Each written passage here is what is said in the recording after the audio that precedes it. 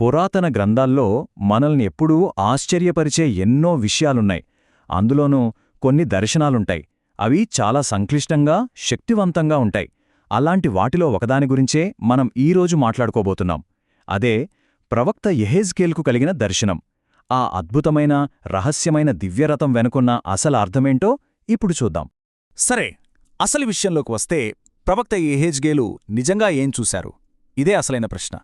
వేల సంవత్సరాలుగా పండితులు, ఆధ్యాత్మిక గురువులు, భక్తులు అందర్నీ అయోమయంలో పడేసిన దర్శనమిది. అసలా దర్శనంలో ఏముంది? దాని వెనకున్న అంతరార్థమేంటి? పదండి, కలిసి తెలుసుకుందాం. అయితే ఈ దర్శనం ఏదో ప్రశాంతంగా మొదలవలేదు. అస్సలే లేదు. ఒక్కసారిగా ఉత్తరం వైపునుంచి ఒక పెద్ద తుఫాను అలా దూసుకొచ్చింది.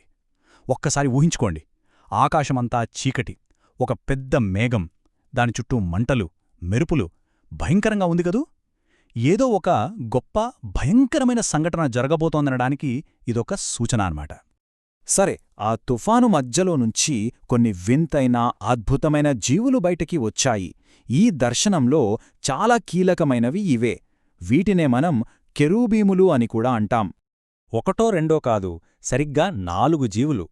ఈ 4 అనే సంఖ్య ఏదో యాదృచ్ఛికంగా రాలేదు. ఈ దర్శనం మొత్తం మీద ఈ సంఖ్య చాలాసార్లు కనిపిస్తోంది. ఇది సాధారణంగా భూమికి ఉన్న 4 దిక్కులని లేదా సృష్టి యొక్క సంపూర్ణతను సూచిస్తుందన్నమాట. ఇక ఈ జీవుల ఆకారం గురించి చెప్పాలంటే చాలా విచిత్రంగా ఉంటుంది. చూడండి, ప్రతి జీవికి 4 ముఖాలు, 4 రెక్కలు. ఆ రెక్కల కిందేమో అచ్చం మనుషుల చేతుల్లాంటి చేతులున్నాయి. వాటి కాళ్లేమో దూడకాళ్లలా ఉండి మెరుస్తున్న ఇత్తడిలా ధగధగలాడుతున్నాయి. అంటే మనం భూమిమీద చూసే ఏ జంతువుకి, ఏ జీవికి ఇది ఏమాత్రం సంబంధం లేని రూపం. మరి ఆ 4 ముఖాల వెనుక చాలా లోతైన అర్థముంది. మనిషి ముఖం జ్ఞానానికి ప్రతీక, సింహం అడవి జంతువుల మీద ఆధిపత్యానికి, ఎద్దు మనం పెంచుకునే జంతువులకి, ఇక గద్ద ఆకాశంలో ఎగిరే పక్షులకి. అంటే ఈ 4 ముఖాలు కలిసి దేవుని సృష్టిలో ఉన్న ప్రతీదానిమీద ఆయనకే సర్వాధికారముందని చెబుతున్నాయి. సరే, ఈ జీవుల గురించి చూశాం కదా. ఇప్పుడు వాటి పక్కనే ఉన్న మరో రహస్యమైన విషయం గురించి మాట్లాడుకుందాం. అవే చక్రాలు. ఈ దర్శనంలో కదలిక, సర్వవ్యాపిత్వం, వీటన్నింటికీ ఈ చక్రాలే కీలకం. ఇవి మామూలు చక్రాలు కావు. ప్రతి జీవి పక్కన ఒక చక్రం ఉంది. దాని నిర్మాణమే చాలా విచిత్రం. ఎలాగంటే ఒక చక్రం మధ్యలో అడ్డంగా ఇంకో చక్రం ఉన్నట్లుంటుంది. అందుకే అవి అంత అసాధారణంగా కదలగలుగుతున్నాయి. సాధారణంగా మనకు తెలిసిన చక్రాలు తిరుగుతేనే ముందుకు వెళ్తాయి కదా. కాని ఈ చక్రాలు అలా కాదు. అవి అస్సలు తిరగక్కర్లేదు. ఉన్న చోటునుంచే 4 దిక్కుల్లో ఏ వైపుకైనా సరే వెంటనే కదిలిపోగలవు. అంటే ఈ కదలికకు మన భౌతిక శాస్త్ర నియమాలు వర్తించవన్నమాట. ఇది దేవుని శక్తికి, ఆయన సంపూర్ణ స్వేచ్ఛకు ఒక నిదర్శనం. ఇక మనల్నింకా ఆశ్చర్యపరిచే విషయమేంటంటే ఆ చక్రాల అంచులు నిండా కళ్ళే ఉన్నాయట. మొత్తం కళ్లతో నిండిపోయున్నాయి. అంటే దీనర్థమేంటి? దేవుడు అన్నీ చూడగలడు, ఆయనకు తెలియనిది ఏదీ లేదు అని చెప్పడానికి ఇదొక శక్తివంతమైన సంకేతం. ఆయన దృష్టినుంచి ఏదీ తప్పించుకోలేదు.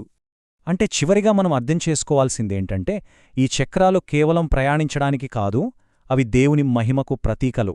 ఆయన ఒకచోట మాత్రమే ఉండడని, ఎక్కడైనా ఉండగలడని, అన్నిటినీ ఒకేసారి చూడగలడని ఈ చక్రాలు మనకు చెబుతున్నాయి. సరే, ఇప్పటిదాకా మనం జీవులని, చక్రాల్ని చూశాం. ఇప్పుడు ఆ దర్శనంలో పైకి వెళ్దాం. అంటే ఈ దర్శనంలో అత్యంత ముఖ్యమైన ఘట్టం వైపు మన దృష్టిని సారిద్దాం. ఇది ఎలా ఉందంటే మనం మెట్లు ఎక్కుతున్నట్టుగా ఉంటుంది. ముందుగా కింద భూమిమీద ఆ జీవులు చక్రాలున్నాయి. వాటిపైన ఐస్లా మెరిసిపోతున్న ఒక విశాలమైన ఆకాశం లాంటిదుంది. దానిపైన చూస్తే నీలమణి రాత్నంతో చేసిన సింహాసనం. ఆ సింహాసనం మీద అచ్చం మనిషి రూపంలో ఒక దివ్యమైన ఆకారం కనిపిస్తోంది. ఈ దృశ్యం యెహెజ్కేలుకి, ఆయన ప్రజలకి ఎందుకంత ముఖ్యమంటే ఆ సమయంలో వాళ్లు బానిసలుగా తమ సొంత దేశానికి, గుడికి దూరంగా బతుకుతున్నారు. అటువంటి వాళ్లకి ఈ దర్శనం ఒక గొప్ప సందేశాన్నిచ్చింది. దేవుడు కేవలం వాళ్ల గుడిలోనే కాదు, వాళ్లు ఎక్కడున్నా, కష్టాల్లో ఉన్నా సరే వాళ్లతోనే ఉన్నాడని ధైర్యం చెప్పింది. సరే, ఇప్పటిదాకా మనం వేర్వేరు భాగాలుగా చూశాం గదా. ఈ జీవులు, చక్రాలు, సింహాసనం, వీటన్నింటినీ కలిపితే అసలు అర్థమేంటి? ఇవన్నీ కలిసి ఏం చెబుతున్నాయి? ఈ మొత్తం దర్శనాన్ని కలిపి హీబ్రూ భాషలో మెర్కాబా అంటారు. మెర్కాబా అంటే రథం. అంటే ఇవన్నీ వేర్వేరు వస్తువులు కాదు, ఇవన్నీ కలిసి ఒకే కదులుతున్న ఒక దైవిక రథమన్మాట.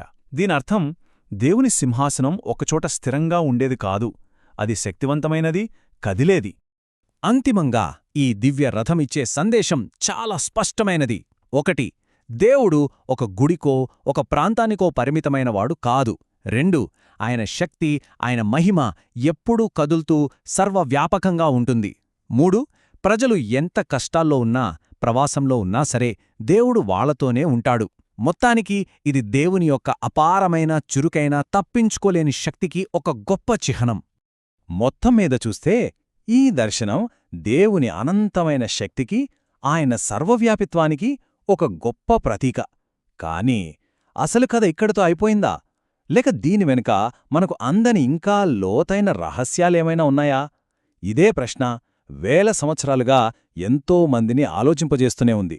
బహుశా దైవ స్వభావమనేది మన ఊహకు అందనంత లోతైనది అని గుర్తుచేయడానికే ఈ దర్శనం ఉందేమో.